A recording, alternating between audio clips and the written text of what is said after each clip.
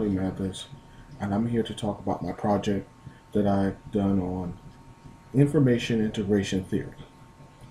I chose that particular subject and topic for my research paper is because as part of human communications, I think it's very important that the information that people receive and how we integrate that information in order for us to communicate really kind of enhances where we are as a community and as a society. And in researching this particular theory, I found that this is something that technically we all operate in this capacity at some point in our lives or throughout our lives.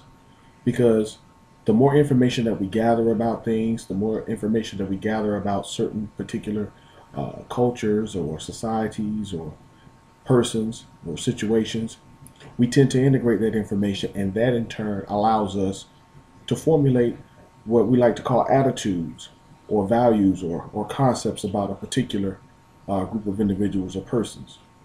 So let me first talk about exactly what is information integration theory. And it's been defined as a method of seeking to develop a unified theory of judgment and behavior. Now, there again, what we're talking about is understanding and learning people, understanding and learning different situations, understanding and learning exactly what we know about a person or what we interact and feel about a person. A lot of the things that we experience in our lives are based on experience and interaction. And when we have that, this is how we gather all of the information that we have about a person or individual. There are two important variables when you're talking about the information integration theory. And one of those variables is valids, which is the direction of information or whether that information supports or refutes beliefs. And basically what that says is that the information that we receive, it depends on how we transfer that type of information that we've collected or gathered. Another variable that is within this information integration theory is called the weight. And that is the credibility of the information or how important the information may be to us. Now, when we gather this information, sometimes this information cannot be that important to us, or it could be a situation where it could be favorable or unfavorable. And if we already have these preconceived information about us, so when we get something, we may or may not really care much about it, or whether or not we may or may not even like it. Also, what's important to know about all of this is that this is what formulates what we like to call attitudes. Attitude is the accumulation and organization of information about persons, objects, situations, and ideas. That was forms attitudes. And with this is where we get the concept of some prejudices or predispositions about people, situations, and things of that nature. All of this information that we gather about certain things and certain people and certain situations, we store those informations and we recall those informations by how we communicate that stuff, how we reflect that, how we expand on that. So with this theory, it's very important to note that each and every one of us goes through this type of information integration. And with the attitude that we have, you can either change this attitude or have a new attitude. And new attitudes are formed as individuals when we obtain new information. We don't leave or abandon existing attitudes. We just integrate, mix, or combine the new information to help formulate a new attitude. This is where those prejudices or predispositions that sometimes people may have, this is where that comes into play. When you can actually change an attitude. And it's not about you changing that particular attitude because you don't like something. It's all about receiving new information that will possibly help you to possibly change that attitude.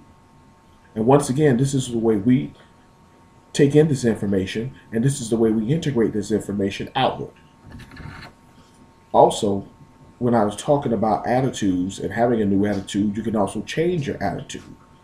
An attitude can be comprised of some favorable or unfavorable information that has both weight and value. Individuals' attitude may only be shaped by information.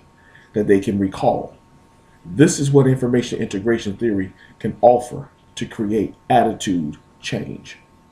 For example, if someone that you know has a different hairstyle that, number one, you may not particularly care for, and one of your other friends comes back and tells you that this particular friend has changed their hairstyle, how you may feel about that depends upon, number one, what is your attitude towards that other friend that had changed their hairstyle, and number two, how do you feel about that particular hairstyle?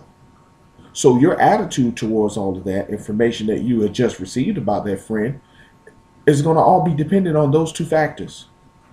If you already have a negative attitude about a particular hairstyle, then knowing that information about that particular friend may not be that value to you, or it may not be that important, so it doesn't have that much weight. However, if you have a certain attitude towards that particular friend, and if it's a friend that you particularly care for, then by hearing this new information, it may or may not change your attitude towards that person.